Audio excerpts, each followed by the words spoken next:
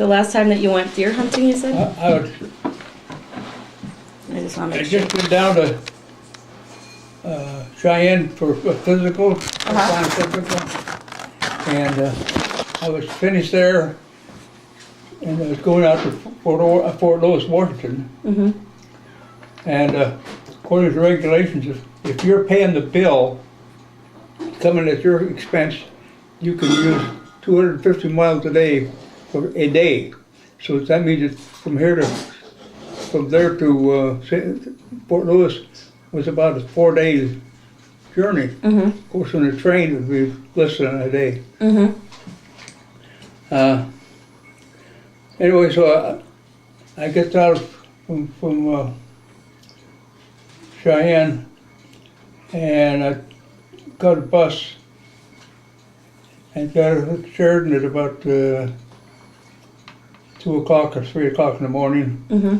Went over and threw a little rock against the window of Mom's bedroom. Mm-hmm. So I came in, went to Mass.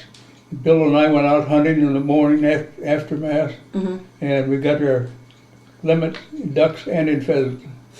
And came back to talk to Eden, and Bill said about, how many deer we saw. We saw a whole bunch of deer that day where we were hunting for the others. Mm-hmm.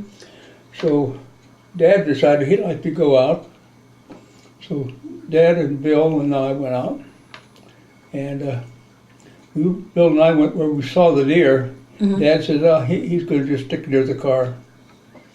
We got about from here to St. Sebastian's Church. Mm-hmm. We heard a bang. We came back. One time we got through, we looked, didn't get anything. Came back, he had it already stripped out. He already gutted it and everything. Yeah. I really didn't know Grandpa Redle very much, because I think he had already died before I was born, I Yeah. think. When did he die? 51. Yeah, and I was born in 58. What did he die from? Do you know? Bowel obstruction. Well, they call it bowel obstruction. Herb Adams, who was a doctor, says, we didn't do surgery because we knew it was cancerous stomach. Mm. He used to eat. He punished his stomach a lot. So he ate all sorts of spicy stuff all the time. Wow. So, Dad had a good humor position, attitude about things. He was like radio was just coming out pretty much. We had one set, and Dad was the boss of that radio set. Mm-hmm. And he liked to get like Sigmund Romberg. You heard of Sigmund Romberg? He was a real popular orchestra leader, and pop music type stuff, and classical. Mm-hmm. And Dad would sit there and he just really enjoyed that. Okay. Yeah. I remember coming home from college for summer, I guess, maybe, I'm not sure which.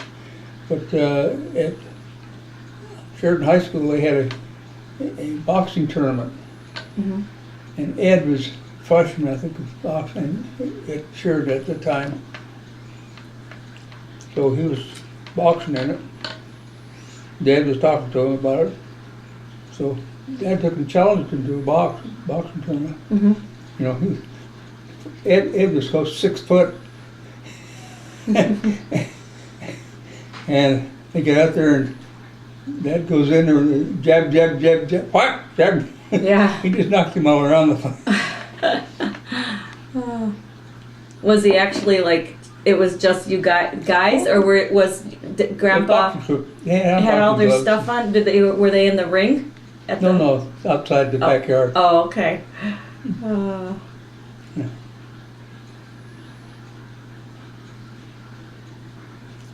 And of course, I always like to tell the story. You've probably heard it a dozen times.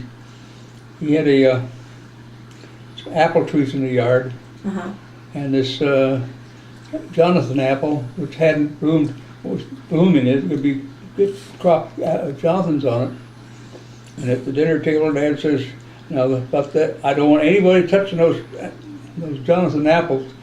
That's my tree, and I'll tell you if you can have some after I start eating them. Uh-huh. And Ed sort of challenged him.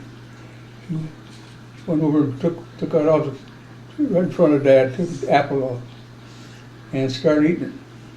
Dad took out after him. Well, Ed, he could run so much that Dad's crippled. Mm-hmm. And going around the block, there's one area where we come to a place with all the trees, and it's about halfway around. So Ed goes past there and just paddle along, and when he comes around that spot, Dad caught him. So Grandpa went and hid right there, and knowing that he'd come past? Sure.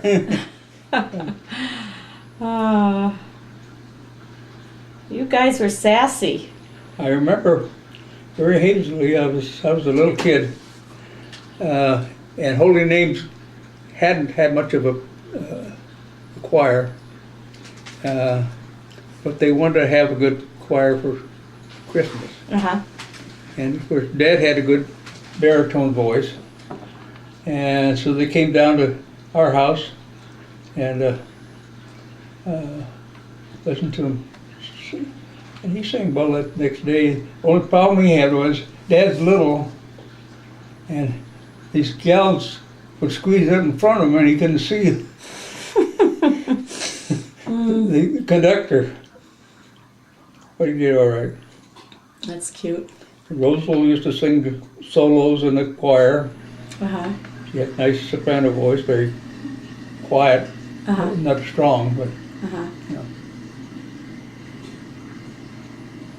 And of course, Mom thought that Rosal read too much, so she forbid her to read books.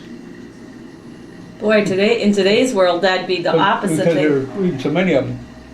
So this one time, Rosal would take the books and a couple candles and go into a closet and read by candlelight. Then she decided that wasn't okay. But she talked about how she liked to fish. So he told Mom she'd go down to my book and fish. Well, the fish never saw her because they went down there with no bait on the hook. But she sure read the book. She was reading a lot. Yeah. That's funny. Yeah. Nowadays, you have to make your kids read. Yes, yeah. You know, she had when she retired from at the convent. She had a contract with Boys Life. Writing short stories. Oh. I've got one upstairs in that cabinet in the lower bed. It's a Boys Life. Okay. It's on bears in Yellowstone Park. Okay. But I don't know how long she wrote them, but she loved to do that. Did she? Is it her name? The name? No, she used the pen name of Peter Gare. Oh, okay. I think that's what's in it. I'll have to look. So that's upstairs. Is it?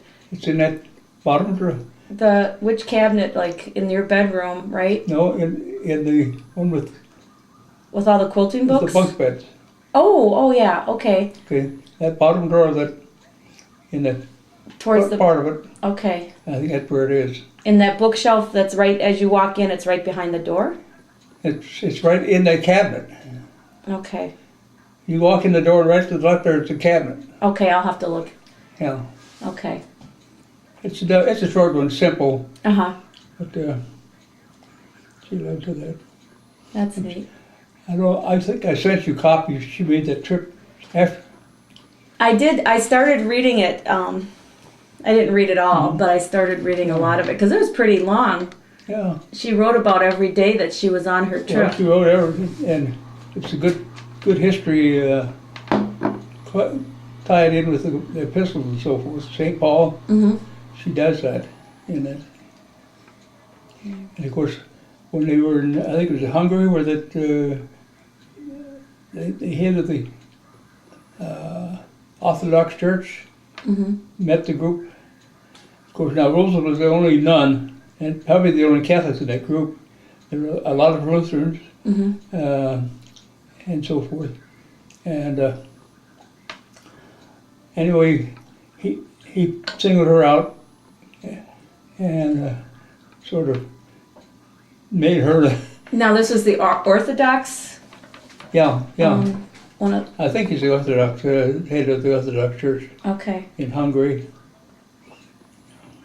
I'll have to go back and read that. I just came across that recently. Mm-hmm. I have so many papers. I just never have them, and Mm-hmm. it's hard to. I don't want to ever throw anything away because I want to put everything where it belongs, so I can go find it when I need it. You know, but. In Wyoming, they had one week in the year where they had different sorts of contests and essay writing and stuff like that. Rosal entered all of the essay ones and took first place in state in all of them. The one that I liked the most, and I don't know, I don't think I got it. It was old shoes. She wrote an article on old shoes. Of course, she filled it in with somebody doing things. Mm-hmm. But she had first place in that. She was pretty talented. Mm-hmm. Yeah. Well, you knew her, didn't you? Yeah, I did. But I mean, we didn't get to see her that often. Mm-hmm. I remember that when she stopped here, like on her way to or from. Coming from that trip in trip '67. Yeah. Okay. If you want to check anything on '67, go to the Catholic Encyclopedia for 1967, and you look in there on the Beatific Vision. Mm-hmm. There's an article with Rosal's.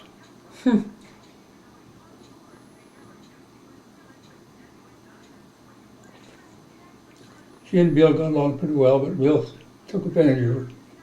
Oh. Like, we had this one that potatoes are just getting up to where you could get those small ones, you used to boil them and then you take them and peel them and eat them. Mm-hmm. And had a bunch of them.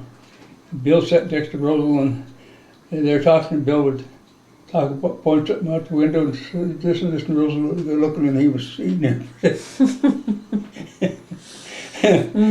He started blew her stack that day. And of course, she was a lot of people were involved with that Plymouth Rock Rooster. When Dad our chickens, he got some new chickens in there. And in the pullets was one Plymouth Rock Rooster. And every time he'd get near Dad would keep him in his side. Mm-hmm. And old Rooster, and Frank would do the same. Mm-hmm. And when that Gus became to be a rooster, he was the boss of the chicken coop, Mm-hmm. And it was my turn to go out and get eggs. I would have my basket ready and go out, and you go up to the door of the chicken coop and you open it up, but you didn't go in. You opened it up and stood aside because that bird was going to fly right out of there. Mm-hmm. Then you'd quick get in, close the door, and he had to go around to come in on the chicken entrance. Okay. And if you were fast enough, you could get all the eggs and get out before you got in there.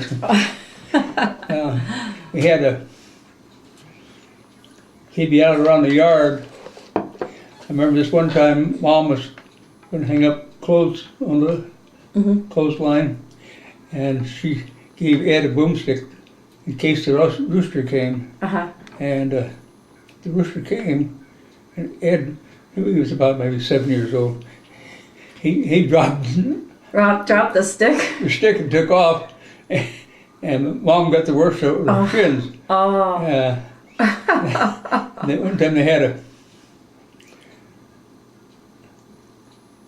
Mom had company from out of town, and they were having something on the porch, talking and so forth, and Rosal was going to be making a nice show too, you know. So she took the sprinkling can to water the flowers around the trees, and the rooster came. Of course, she lost her composure. Lost her composure. Oh, that'd be awful having a rooster coming after you. When I got around to the time that Fuzzy had a litter of kittens under the back porch, and we were bothering the kittens all the time going in. So she decided she was going to move them. And she had one of the kittens by the nape of the neck going across the chicken yard. And the rooster came out. There he is. Hi. The rooster came out, and when you know what? And we'll put the cat upstairs. he came toward the Fuzzy, Fuzzy stopped, set the kitten down. The rooster came in, and the cat just walked him inside his head. He shook his head. Picked up the kitten. He went in, he accepted him in. The kittens had a place at the chicken house. See, now if the cat's old enough, kittens don't know to defend themselves, but if it's an adult cat, our dogs will leave them alone. So. No, not necessarily. Yeah. Pretzel would, he was death on cats. Oh. Yeah. Yeah. Well, you know, when they're used to wild animals, you know, like going after the porcupines and like our dogs would always go after possum. Well, they just see a cat and they think it's like a possum, you know, so they get it and they shake it and then it's not there anymore. So I should go and put that cat upstairs so that the